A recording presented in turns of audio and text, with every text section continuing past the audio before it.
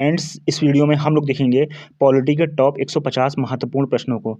दोस्तों, अगर आप किसी भी कॉम्पिटिटिव एग्जाम की तैयारी कर रहे हैं तो ये वीडियो आपके लिए बहुत इंपॉर्टेंट होने वाला है, क्योंकि इस वीडियो में पॉलिटी के सभी प्रीवियस और मोस्ट इंपॉर्टेंट क्वेश्चन को कवर किया गया है, जो आपके एग्जाम के लिए बहुत इंपॉर्टेंट है। दोस्तों, ये जो भी प्रश्न मैंने लिए हैं वो सभी किसी न किसी परीक्षा में पूछे गए प्रश्न हैं, तो वीडियो बहुत इंपॉर्टेंट होने वाला है। वीडियो को बिना स्किप किए पूरा देखिए, जिससे आपका रिवीजन भी हो जाएगा। तो चलिए शुरू करते हैं। क्वेश्चन नंबर फर्स्ट है, प्रधानमंत्री को पद एवं गोपनीयता की शपथ कौन दिलाता है? इंपॉर्टेंट क्वेश्चन रहेगा दोस्तों। प्रधानमंत्री को पद एवं गोपनीयता की शपथ कौन दिलाते हैं? तो दोस्तों, प्रधानमंत्री को पद एवं गोपनीयता की शपथ दिलाता है राष्ट्रपति। ठीक है, तो इसको याद रखिएगा, इंपॉर्टेंट रहेगा। अगला क्वेश्चन है, कौन से प्रधानमंत्री एक भी दिन संसद नहीं गए? दोस्तों, चौधरी चरण सिंह ऐसे प्रधानमंत्री थे जो एक भी दिन संसद नहीं गए थे। ठीक है, इंपॉर्टेंट क्वेश्चन रहेगा, इसको याद रखिएगा। नेक्स्ट क्वेश्चन है, भारतीय संविधान को कब अपनाया गया था? इंपॉर्टेंट क्वेश्चन आएगा दोस्तों, भारतीय संविधान को कब अपनाया गया था? तो दोस्तों, भारतीय संविधान को अपनाया गया था 26 नवंबर 1949 को।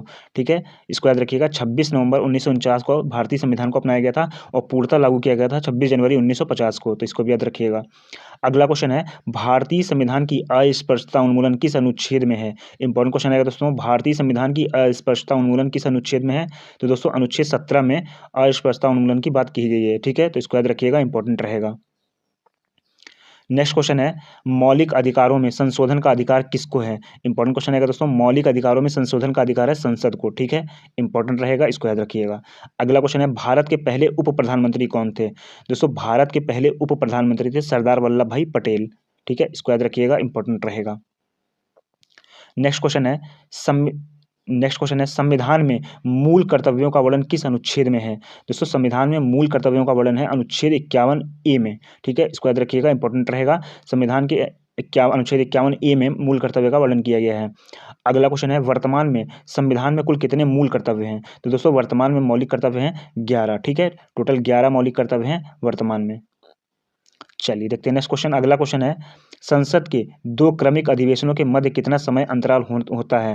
दोस्तों, संसद के 2 क्रमिक अधिवेशनों के मध्य समय अंतराल होता है 6 महीने का। ठीक है, तो इसको याद रखिएगा, संसद के 2 क्रमिक अधिवेशनों के मध्य कितना अंतर होना चाहिए? 6 महीने का। ठीक है, अगला क्वेश्चन है, एक वर्ष में कम से कम कितनी बार संसद की बैठक होना आवश्यक है? दोस्तों, एक वर्ष में कम से कम 2 बार संसद की बैठक होना आवश्यक है, तो इसको याद रखिएगा, इंपॉर्टेंट रहेगा। नेक्स्ट क्वेश्चन है, भारत के कौन से राष्ट्रपति निर्विरोध चुने गए थे?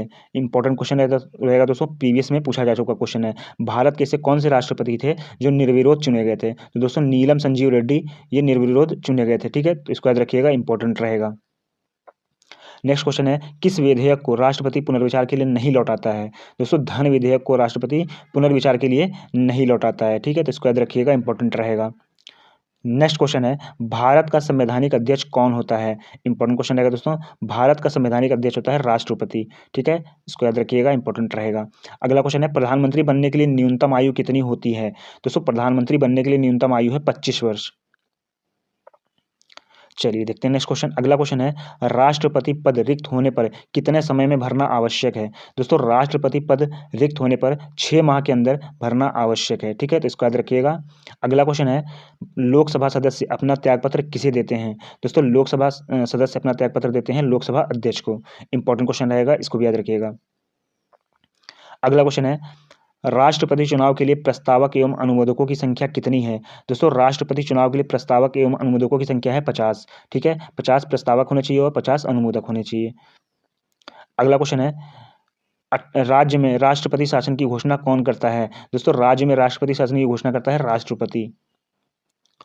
नेक्स्ट क्वेश्चन है, स्वतंत्र भारत की लोकसभा का पहला अध्यक्ष कौन था? दोस्तों, स्वतंत्र भारत की लोकसभा का पहले अध्यक्ष थे जीवी मावलंकर। मोस्ट इंपॉर्टेंट क्वेश्चन है दोस्तों, जीवी मावलंकर लोकसभा के पहले अध्यक्ष थे। ठीक है, तो इसको याद रखिएगा, इंपॉर्टेंट रहेगा। अगला क्वेश्चन है, भारत की संविधान सभा का संवैधानिक सलाहकार कौन था? दोस्तों, भारत की संविधान सभा का संवैधानिक सलाहकार थे सर BN राव। ठीक है, इंपॉर्टेंट क्वेश्चन रहेगा, इसको याद रखिएगा। अगला क्वेश्चन है, अविश्वास प्रस्ताव किस सदन में लाया जा सकता है? दोस्तों, अविश्वास प्रस्ताव है ये लाया जा सकता है लोकसभा में। ठीक है, तो इसको याद रखिएगा, इंपॉर्टेंट रहेगा। अगला क्वेश्चन है, उपराष्ट्रपति अपना त्यागपत्र किसे देते हैं? तो दोस्तों, उपराष्ट्रपति अपना त्यागपत्र देता है राष्ट्रपति को। चलिए देखते हैं नेक्स्ट क्वेश्चन। अगला क्वेश्चन है, भारत में लगातार 2 बार उपराष्ट्रपति कौन रहे थे? दोस्तों भारत में लगातार 2 बार उपराष्ट्रपति रहे थे सर्वपल्ली राधाकृष्णन। ठीक है, इंपॉर्टेंट रहेगा, इसको याद रखिएगा। अगला क्वेश्चन है, लोकसभा में बहुमत दल का नेता कौन होता है? दोस्तों लोकसभा में बहुमत दल का नेता होता है प्रधानमंत्री। ठीक है, इसको याद रखिएगा। चलिए देखते हैं नेक्स्ट क्वेश्चन। अगला क्वेश्चन है, वित्त बिल के लिए किसकी स्वीकृति आवश्यक है? दोस्तों वित्त बिल के लिए राष्ट्रपति की स्वीकृति आवश्यक है। अगला क्वेश्चन है, नियंत्रक एवं महालेखा परीक्षक की नियुक्ति कौन करता है? तो दोस्तों नियंत्रक एवं महालेखा परीक्षक की नियुक्ति करता है राष्ट्रपति। अगला क्वेश्चन है, नियंत्रक एवं महालेखा परीक्षक की नियुक्ति का प्रावधान किस अनुच्छेद में है? दोस्तों नियंत्रक एवं महालेखा परीक्षक की नियुक्ति का प्रावधान है अनुच्छेद 148 में। तो इसको याद रखिएगा, इंपॉर्टेंट रहेगा। अगला क्वेश्चन है, नियंत्रक एवं महालेखा परीक्षक का कार्यकाल कितना होता है? दोस्तों नियंत्रक एवं महालेखा परीक्षक का कार्यकाल होता है 6 वर्ष का। नेक्स्ट क्वेश्चन है, निर्वाचन आयोग का गठन किस अनुच्छेद के अंतर्गत किया जाता है? दोस्तों निर्वाचन आयोग का गठन किया जाता है अनुच्छेद 324 के तहत। ठीक है, तो इसको याद रखिएगा, इंपॉर्टेंट रहेगा।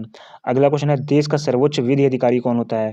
दोस्तों देश का सर्वोच्च विधि अधिकारी होता है महान्यायवादी। ठीक है, तो इसको याद रखिएगा, इंपॉर्टेंट रहेगा। अगला क्वेश्चन है, महान्यायवादी की नियुक्ति किस अनुच्छेद के अंतर्गत की जाती है? दोस्तों महान्यायवादी की नियुक्ति अनुच्छेद 76 के अंतर्गत की जाती है। तो इसको भी याद रखिएगा, इंपॉर्टेंट रहेगा। अगला क्वेश्चन है, लोकसभा अध्यक्ष का चुनाव कौन करता है?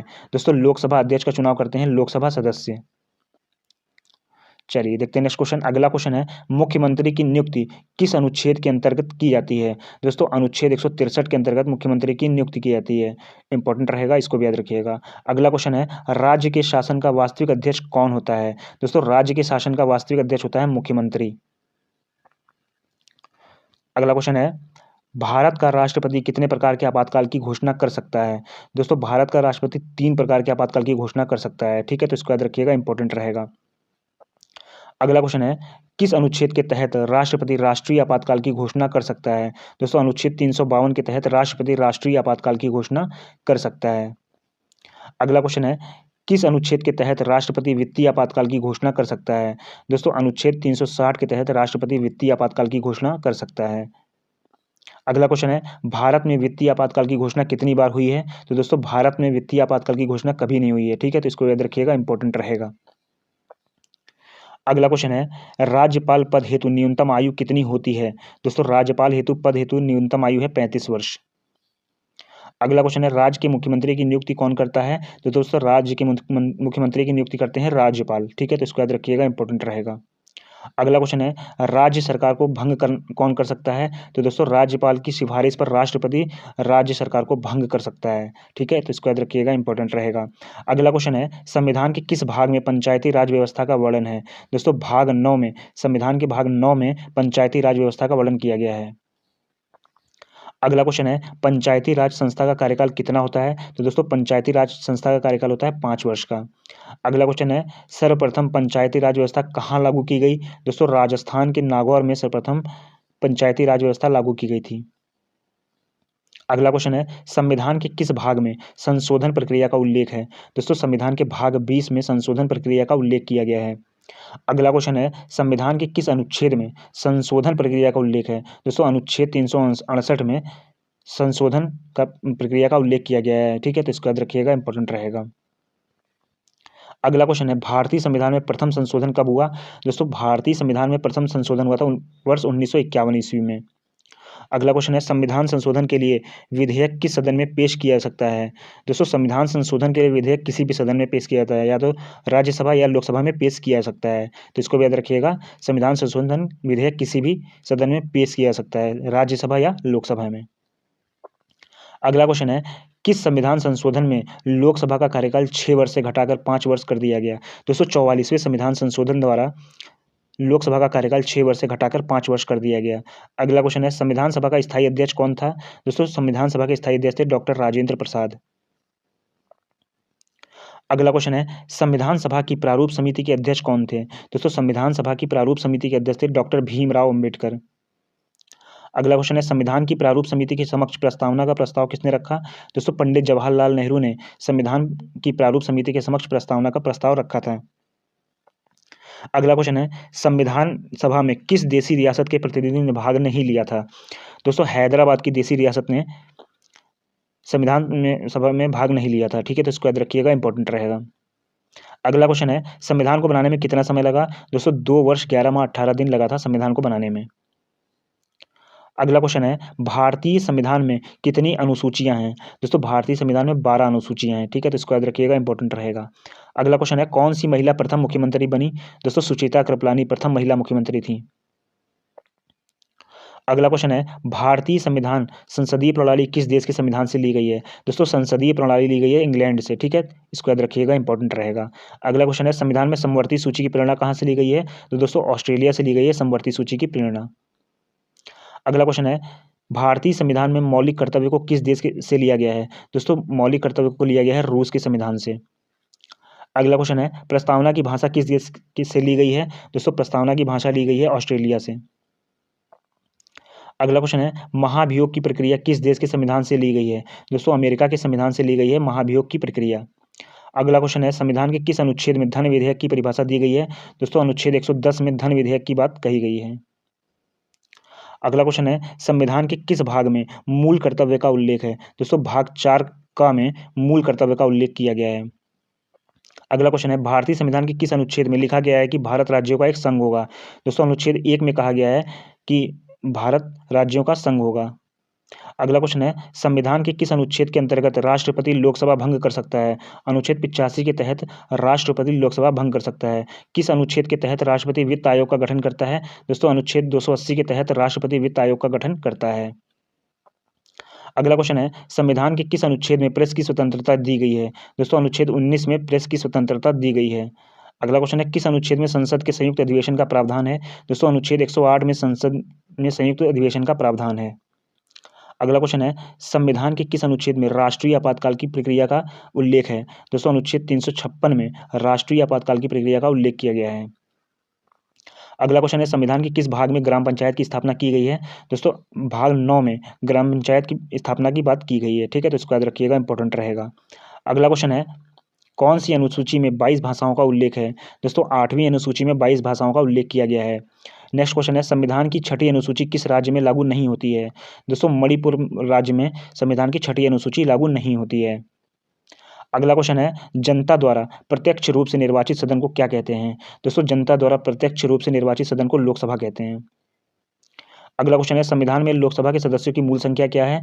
दोस्तों संविधान में लोकसभा के मूल सदस्यों की संख्या है 552।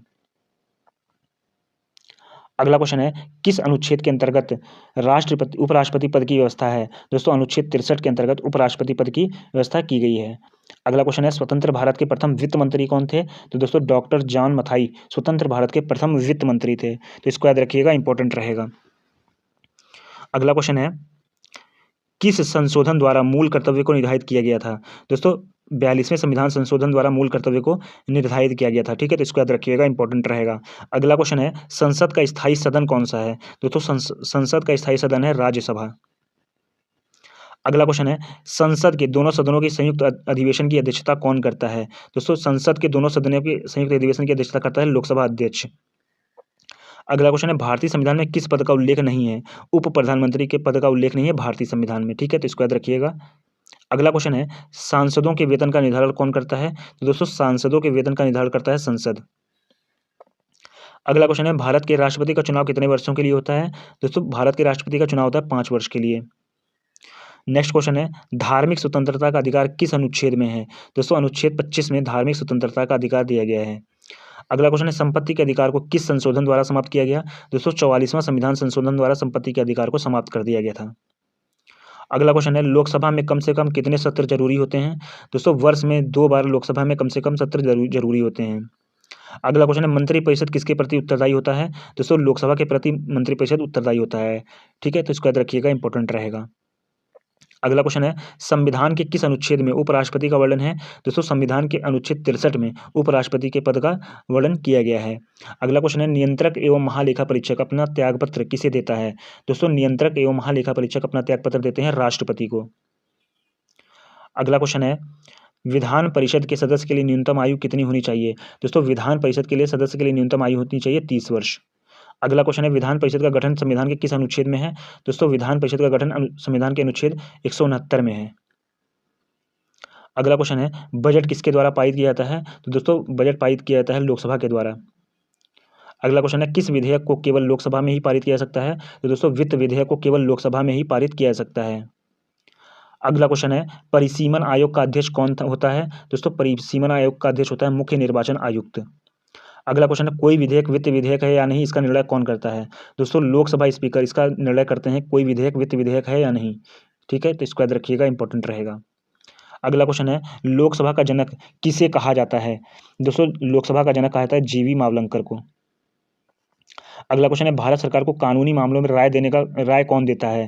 दोस्तों भारत सरकार को कानूनी मामलों में राय महान्यायवादी देते हैं। ठीक है, तो इसको याद रखिएगा, इंपॉर्टेंट रहेगा। अगला क्वेश्चन है सर्वोच्च न्यायालय के न्यायाधीश की नियुक्ति कौन करता है? दोस्तों सर्वोच्च न्यायालय के न्यायाधीश की नियुक्ति करते हैं राष्ट्रपति। अगला क्वेश्चन है उच्चतम न्यायालय के न्यायाधीशों की सेवानिवृत्ति की आयु क्या है? दोस्तों उच्चतम न्यायालय के न्यायाधीशों की सेवानिवृत्ति की आयु है 65 वर्ष की आयु तक। ठीक है, तो इसको याद रखिएगा, इंपॉर्टेंट रहेगा। अगला क्वेश्चन है भारत की प्रथम महिला लोकसभा अध्यक्ष कौन थी? दोस्तों भारत की प्रथम महिला लोकसभा अध्यक्ष थी मीरा कुमार।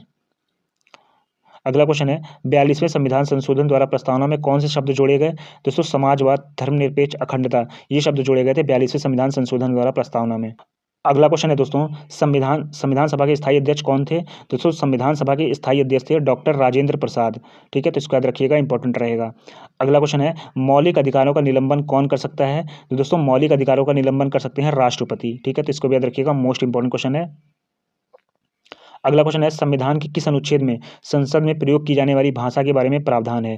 दोस्तों अनुच्छेद 120 में संविधान में संसद में प्रयोग की जाने वाली भाषा के बारे में प्रावधान किया गया है। अगला क्वेश्चन है संविधान के किस अनुच्छेद में संविधान संशोधन का प्रावधान है? दोस्तों अनुच्छेद 368 में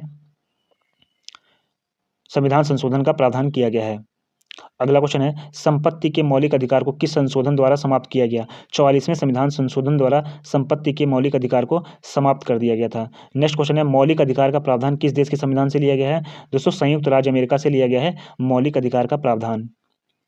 अगला क्वेश्चन है संविधान के किस अनुच्छेद में पाकिस्तान से भारत आने वाले व्यक्तियों की नागरिकता के बारे में बताया गया है?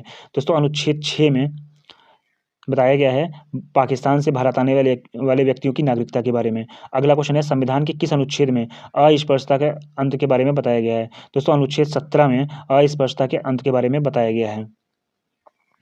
अगला क्वेश्चन है संसद का उच्च सदन कौन सा होता है? तो दोस्तों संसद का उच्च सदन होता है राज्यसभा। नेक्स्ट क्वेश्चन है संसद का निम्न सदन कौन सा होता है? तो दोस्तों निम्न सदन है लोकसभा। ठीक है, तो इसको याद रखिएगा, इंपॉर्टेंट रहेगा। अगला क्वेश्चन है भारतीय संविधान के किस अनुच्छेद में उपाधियों के अंत के बारे में बताया गया है? अनुच्छेद 18 में बताया गया है उपाधियों के अंत के बारे में। ठीक है, तो इसको याद रखिएगा, इंपॉर्टेंट रहेगा। अगला क्वेश्चन है संविधान के किस अनुच्छेद में रिट संबंधित प्रावधान है? दोस्तों संविधान के अनुच्छेद 32 में रिट संबंधित प्रावधान किया गया है। अगला क्वेश्चन है भारत के राष्ट्रपति का चुनाव कितने वर्षों के लिए होता है? दोस्तों 5 वर्ष के लिए होता है राष्ट्रपति का चुनाव। ठीक है, तो इसको याद रखिएगा, इंपॉर्टेंट रहेगा। अगला क्वेश्चन है भारत का राष्ट्रपति बनने के लिए न्यूनतम आयु कितनी होनी चाहिए? तो दोस्तों भारत का राष्ट्रपति बनने के लिए न्यूनतम आयु होनी चाहिए 35 वर्ष। अगला क्वेश्चन है संविधान को के किस अनुच्छेद में ग्राम पंचायत के गठन का प्रावधान किया गया है? दोस्तों अनुच्छेद 40 में ग्राम पंचायत के गठन का प्रावधान किया गया है। अगला क्वेश्चन है संविधान के किस अनुच्छेद में समान नागरिक संहिता यूसीसी लागू करने का प्रावधान है? दोस्तों अनुच्छेद 44 में समान नागरिक संहिता यूसीसी लागू करने का प्रावधान किया गया है। अगला क्वेश्चन है संविधान के किस अनुच्छेद में भारत के राष्ट्रपति का उल्लेख है? दोस्तों अनुच्छेद 52 में भारत के राष्ट्रपति का उल्लेख किया गया है। अगला क्वेश्चन है संविधान के किस अनुच्छेद में राष्ट्रपति पर महाभियोग संबंधित प्रावधान है? दोस्तों अनुच्छेद 61 में राष्ट्रपति पर महाभियोग संबंधित प्रावधान है। अगला क्वेश्चन है संघ की कार्यपालिका संबंधित शक्तियां राष्ट्रपति में निहित होगी किस अनुच्छेद में वर्णित है? अनुच्छेद 53 में कहा गया है कि संघ की कार्यपालिका शक्ति राष्ट्रपति में निहित होगी। अगला क्वेश्चन है संविधान के किस अनुच्छेद में राष्ट्रपति के कार्यकाल का उल्लेख है? दोस्तों अनुच्छेद 56 में राष्ट्रपति के कार्यकाल का उल्लेख किया गया है। नेक्स्ट क्वेश्चन है 42वें संविधान संशोधन द्वारा प्रस्तावना में कौन से शब्द जोड़े गए? दोस्तों समाजवादी, धर्मनिरपेक्ष, अखंडता शब्द जोड़े गए थे 42वें संविधान संशोधन द्वारा। अगला क्वेश्चन है उच्च न्यायालयों के न्यायाधीशों की नियुक्ति कौन करता है? दोस्तों राष्ट्रपति उच्च न्यायालय के न्यायाधीशों की नियुक्ति करते हैं। अगला क्वेश्चन है संविधान के किस अनुच्छेद में भारत का उपराष्ट्रपति राज्यसभा का पदेन सभापति होगा बताया गया है? दोस्तों अनुच्छेद 64 में कहा गया है संविधान के अनुच्छेद 64 में कहा गया है कि भारत का उपराष्ट्रपति राज्यसभा का पदेन सभापति होगा। अगला क्वेश्चन है संविधान के किस अनुच्छेद में आपातकाल के दौरान भाग 3 पर निलंबन के बारे में बताया गया है? अनुच्छेद 359 में कहा गया है आपातकाल के दौरान भाग 3 पर निलंबन के बारे में। ठीक है, इसको याद रखिएगा, इंपॉर्टेंट रहेगा। अगला क्वेश्चन है, संविधान के किस अनुच्छेद में राष्ट्रपति के निर्वाचन मंडल के बारे में बताया गया है? दोस्तों अनुच्छेद 54 में राष्ट्रपति के निर्वाचन मंडल के बारे में बताया गया है। अगला क्वेश्चन है, संविधान के किस अनुच्छेद में राष्ट्रपति द्वारा क्षमादान शक्ति के बारे में बताया गया है? दोस्तों अनुच्छेद 72 में राष्ट्रपति द्वारा क्षमादान शक्ति के बारे में बताया गया है।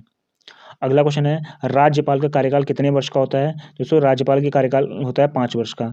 अगला क्वेश्चन है, संसदीय प्रणाली किस देश के संविधान से ली गई है? दोस्तों ब्रिटेन से ली गई है संसदीय प्रणाली। अगला क्वेश्चन है, संविधान के किस अनुच्छेद में भारत के महान्यायवादी का उल्लेख किया गया है? अनुच्छेद 76 में भारत के महान्यायवादी का उल्लेख किया गया है। अगला क्वेश्चन है, संविधान के किस अनुच्छेद में संसद के गठन का उल्लेख है? तो दोस्तों अनुच्छेद 79 में संसद के गठन का उल्लेख किया गया है, इंपॉर्टेंट रहेगा, इसको याद रखिएगा। अगला क्वेश्चन है, संविधान के किस अनुच्छेद में भारत के नियंत्रक एवं महालेखा परीक्षक कैग का उल्लेख है? तो दोस्तों अनुच्छेद 148 में भारत के नियंत्रक एवं महालेखा परीक्षक कैग का उल्लेख किया गया है। अगला क्वेश्चन है, संविधान के किस अनुच्छेद में राज्यपाल की नियुक्ति के बारे में प्रावधान है? अनुच्छेद 155 में राज्यपाल की नियुक्ति के बारे में प्रावधान है। अगला क्वेश्चन है, संसद का स्थायी सदन कौन सा है? दोस्तों संसद का स्थायी सदन है राज्यसभा। अगला क्वेश्चन है, भारत के उपराष्ट्रपति का चुनाव कैसे होता है? दोस्तों भारत के उपराष्ट्रपति का चुनाव होता है संसद के दोनों सदनों द्वारा। अगला क्वेश्चन है दोस्तों, संविधान के किस अनुच्छेद में राज्यसभा का उल्लेख है? दोस्तों अनुच्छेद 80 में राज्यसभा का उल्लेख किया गया है। अगला क्वेश्चन है, संविधान के किस अनुच्छेद में लोकसभा का उल्लेख है? तो दोस्तों लोकसभा का उल्लेख किया गया है अनुच्छेद 81 में। तो इसको याद रखिएगा, इंपॉर्टेंट रहेगा। अगला क्वेश्चन है, संविधान के किस अनुच्छेद में राज्यपाल को अध्यादेश जारी करने की शक्ति का प्रावधान है?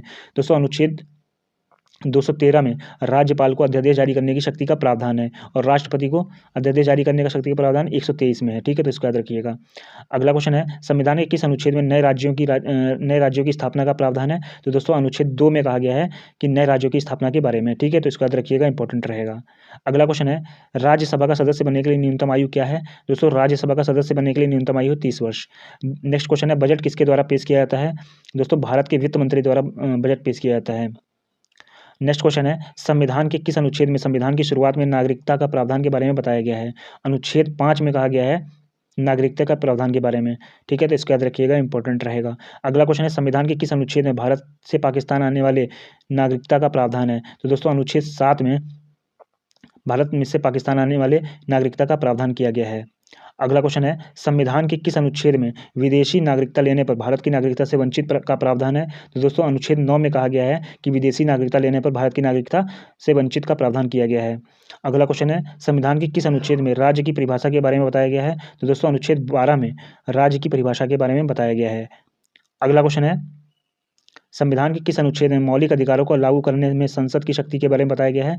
दोस्तों अनुच्छेद 33 में कहा गया है कि मौलिक अधिकारों को लागू करने में संसद की शक्ति के बारे में। अगला क्वेश्चन है, संविधान के किस अनुच्छेद में मजदूरी और कुटीर उद्योगों को प्रोत्साहन के बारे में बताया गया है? दोस्तों अनुच्छेद 43 में कहा गया है कि मजदूरी और कुटीर उद्योग को प्रोत्साहन के बारे में। अगला क्वेश्चन है, देश का सर्वोच्च विधि अधिकारी कौन होता है? महान्यायवादी देश का सर्वोच्च विधि अधिकारी होता है।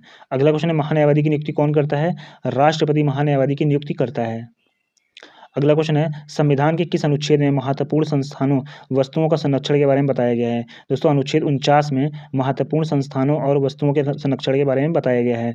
नेक्स्ट क्वेश्चन है, संविधान के किस अनुच्छेद में अंतर्राष्ट्रीय शांति और सुरक्षा संबंधित प्रावधान है? तो दोस्तों अनुच्छेद 51 में अंतर्राष्ट्रीय शांति और सुरक्षा संबंधित प्रावधान किया गया है। दोस्तों आई होप आपको वीडियो पसंद आई होगी। वीडियो को लाइक कर दीजिएगा, शेयर कर दीजिएगा, चैनल को सब्सक्राइब कर लीजिएगा। Thanks for watching this video.